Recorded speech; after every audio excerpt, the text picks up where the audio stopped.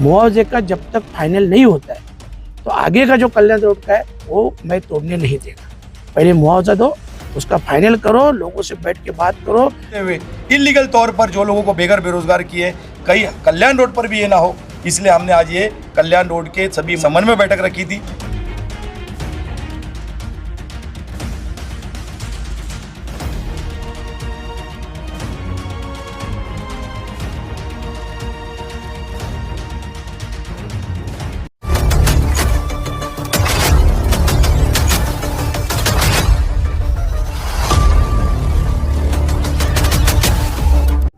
बाबा क्या कहेंगे, इतने दिनों से वल्ला देवी तालाब का जो है ये मुद्दा चल रहा था साफ सफाई को लेकर, और आज आपने यहाँ पे विजिट की, थोड़ा सा जानकारी देंगे।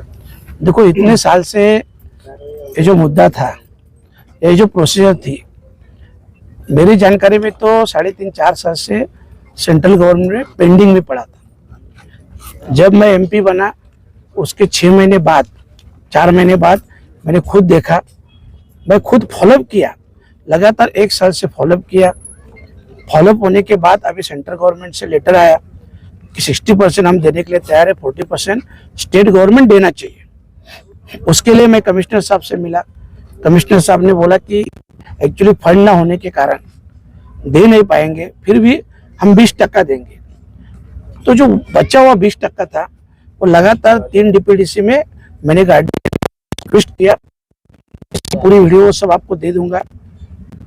रिक्वेस्ट करने के बाद जो डीपीडीसी हुई वो कार्य के अहवाल में खुद गार्डियन मिनिस्टर ने बोला कि इसको एक पॉइंट नोट करो, और जो 40% है ऊपर का 20% है, 40% जो भी कम पड़ेगा वही डीपीडीसी में सबके सामने गार्डियन मिनिस्टर साहब शिंदे साहब ने कमिश्नर साहब को बोला तुम ये पास करवा लो, इसके लिए जो फंड लगेगा वो मैं तुरंत दे देगा। और अभी लगभग ये पास हुआ है। कल मेरी वही मीटिंग है कमिश्नर साहब से कि अभी फाइनल वो लेटर कब दे रहे हैं। बाबा इसमें जो इमीडिएट में जो प्रायोरिटी बेसिस पे जो काम है, जैसे कि 5 ml पानी डेली जो भिवंडी वाले लोग यहाँ से पी रहे हैं, और उसके बाद में ये जो तालाब के जो प्रदूषण होता है, मतलब एक, और दूसरी एक बात जो ड्रेनेज का पानी इसमें जाता है, तो वो जल्द से जल्द बंद होना चाहिए ताकि आगे का काम शुरू हो।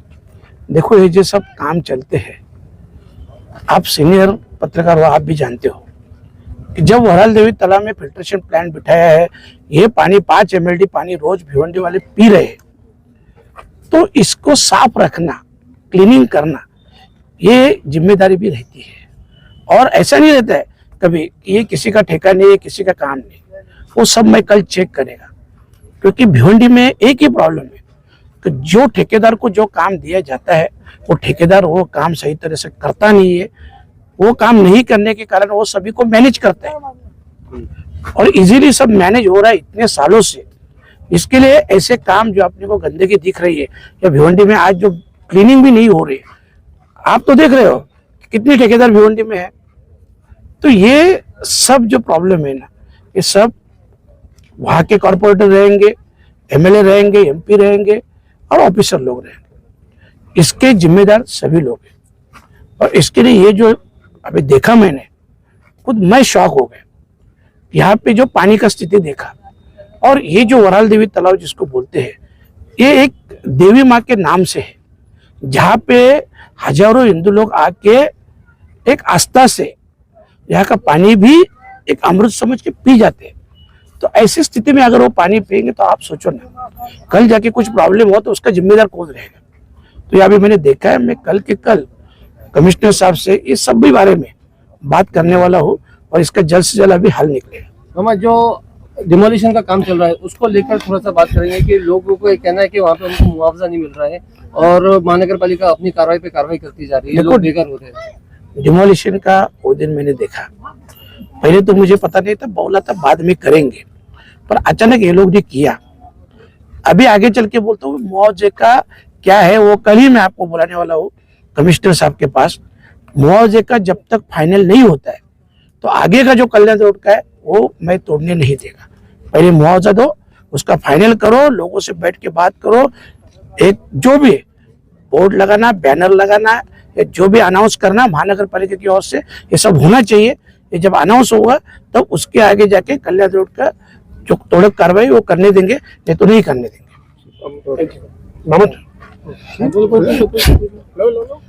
तालाब के साथ साथ भिवंडी शहर में और भी कई सारी चीजें हैं, जैसे कि बात करें स्टेडियम की और बात करें मीनाताई ठाकरे हॉल की, तो इनके ऊपर भी कोई ध्यान नहीं देता है। जब तक पब्लिक सामने आकर कोई चीज नहीं करती तब तक नगर पालिका या नेता सामने नहीं आते। तो क्या इनके लिए कोई प्लान है? वही तो मैं बोल रहा हूँ ना कि ये सब इसकी सब की जिम्मेदारी हम सब लोग प्रतिनिधि हैं।